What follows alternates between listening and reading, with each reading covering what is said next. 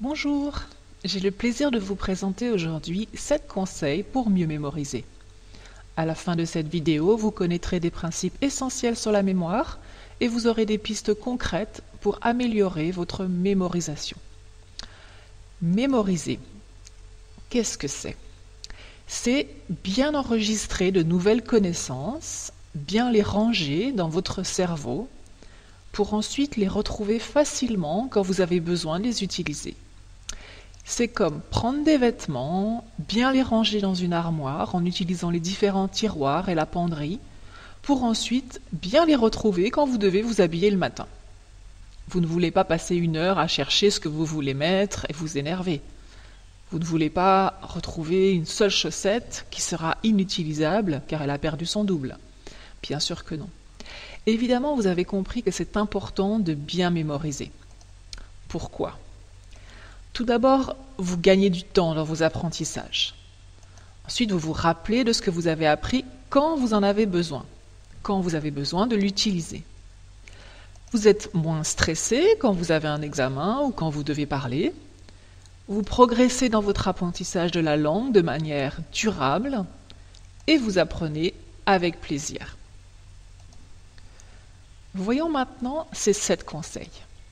J'ai essayé de synthétiser 7 principes issus des recherches scientifiques en neurosciences pour pouvoir vous proposer 7 types de conseils.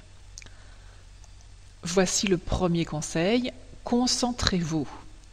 Pour mémoriser, il faut être attentif. Sans attention, il n'y a pas de mémorisation. On parle aussi de concentration. Oui, on ne mémorise pas en dormant, même si on aimerait bien parfois. Il faut faire un effort d'attention. Notre attention n'est pas infinie. C'est pourquoi vous devez choisir le bon moment pour vos séances de travail qui demandent de la mémoire. Vos séances ne doivent pas être trop longues, sinon vous ne serez plus attentif. Si vous sentez que votre concentration baisse, c'est déjà le cas après 10 minutes, changez d'activité, levez-vous et faites une pause. Deuxième conseil, faites des associations. La mémoire fonctionne par association. Quand vous voyez la Tour Eiffel, vous pensez à quoi? À Paris, bien sûr. Vous faites une association entre la Tour Eiffel et Paris. C'est une association partagée par de très nombreuses personnes dans le monde.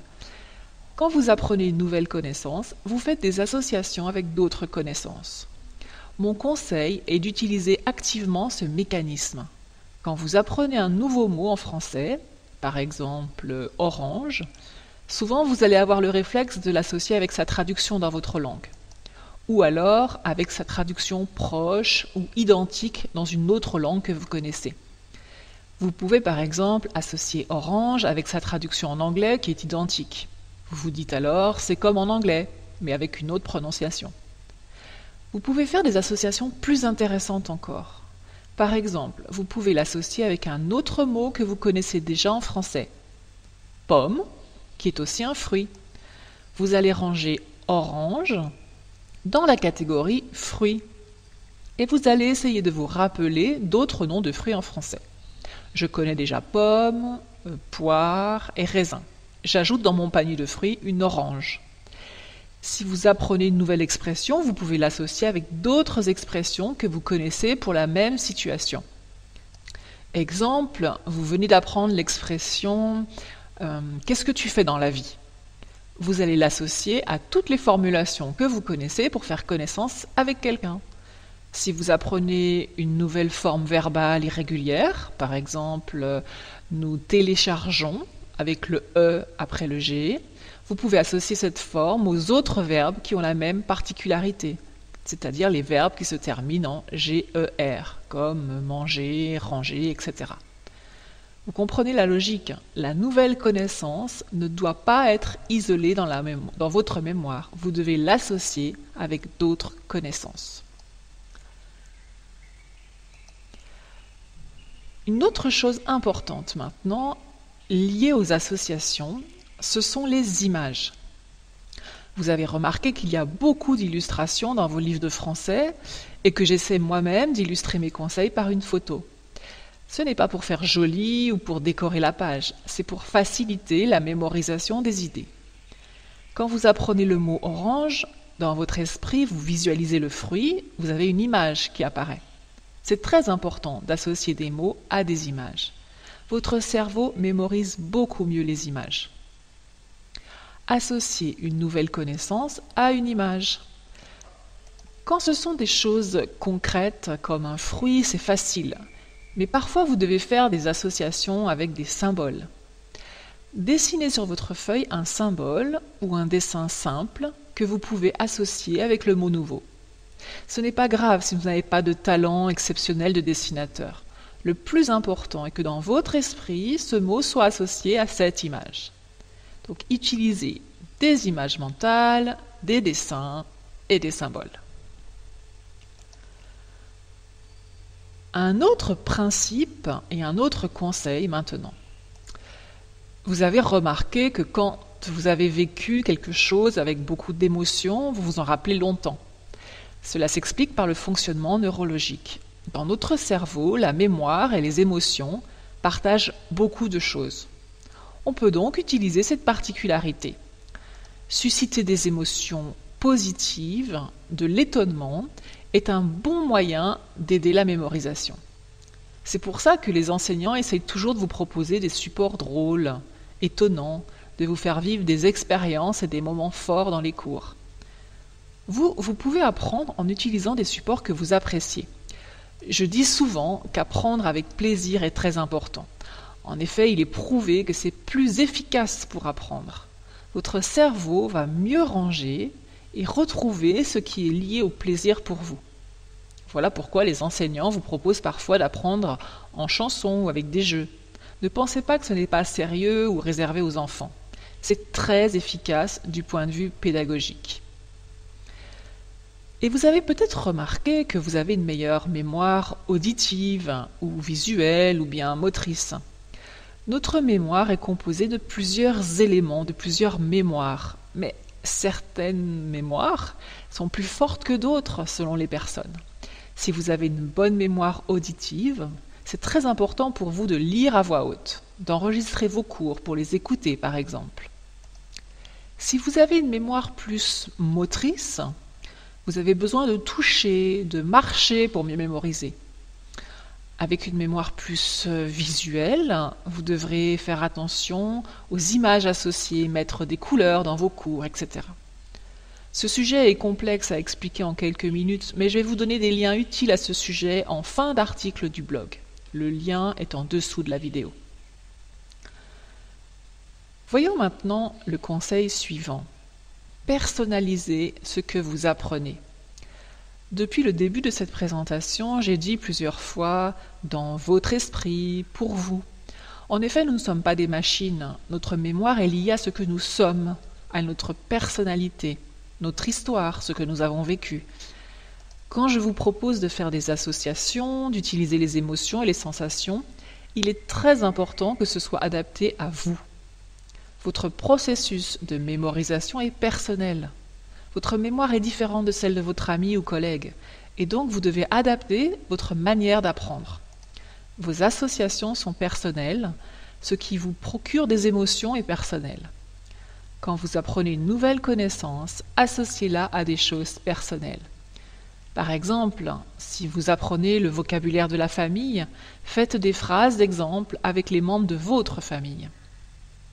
Par exemple, mon oncle s'appelle Ali et sa femme s'appelle Fatima, c'est ma tante.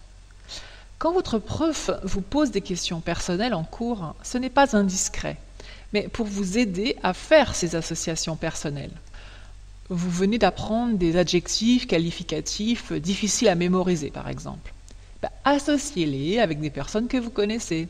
Exemple, ma voisine Maria est généreuse. Elle aime faire des cadeaux à tout le monde. Vous associez généreuse à Maria que vous connaissez. Vous aurez ainsi beaucoup plus de chances de vous rappeler ce mot, car vous l'avez associé à Maria et à cadeau. Cherchez toujours comment utiliser ce que vous venez d'apprendre dans votre vie concrète. Je vous ai déjà dit dans des conseils précédents pour mieux apprendre qu'il est important d'apprendre ce qui est utile pour vous. Vous avez remarqué que vous mémorisez mieux ce qui vous intéresse. L'intérêt pour un sujet crée une motivation qui facilite beaucoup la mémorisation. Apprendre la conjugaison des verbes n'est pas forcément le plus agréable à faire, mais pourquoi ne pas le faire en chanson ou sous forme de jeu? Essayez toujours de trouver un intérêt personnel dans vos apprentissages. Si vous apprenez le français de manière autodidacte, c'est-à-dire seul, sans prof, apprenez en priorité ce que vous aimez et ce qui est utile rapidement pour vous. Autre chose maintenant, quand on apprend une langue, il y a des milliers de connaissances à mémoriser. Et vous avez sûrement remarqué que les méthodes de langue vous proposent d'apprendre petit à petit selon un plan structuré. La langue est découpée en parties plus faciles à mémoriser selon une logique pédagogique.